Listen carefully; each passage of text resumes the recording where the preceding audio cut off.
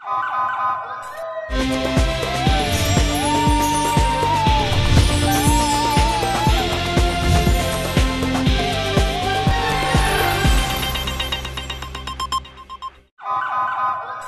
پہلے نظر ڈالتے ہیں اب تک کی بلیٹن۔ جیکب آباد شہر میں دن بدن احتجاج اور مظاہرے بڑھ رہے ہیں اور ایک ہی مطالبہ کرتے ہیں کہ ڈی سی جیکب آباد محمد یوسف شیخ کو ہٹاؤ، سیلاب متاثرین کو بچاؤ اور پھر ہمیں ہمارے حقوق دو۔ آج ایسا ہی ایک دھرنا گونگے بہرے لوگوں کی طرف سے ڈی سی گیٹ پر کیا گیا۔ ان کا کہنا ہے کہ ہمارا بند کیا ہوا تو سینٹر پھر سے بحال کیا جائے اور جو ہمارے گونگے بہروں کے بجٹ ہیں وہ کس کی جیب میں جا رہے ہیں 10 سال سے، اور عشر و زکوٰۃ محکمے سے ہمارے جائز فنڈ بند کیے گئے وہ بحال کیے جائیں۔ عشر و زکوٰۃ کا فنڈ بھی 62 لوگوں کی جیب میں جا رہا ہے، ہماری معذوری کا کوٹا ہوتے ہوئے وہ کسی اور کو دے رہے ہیں۔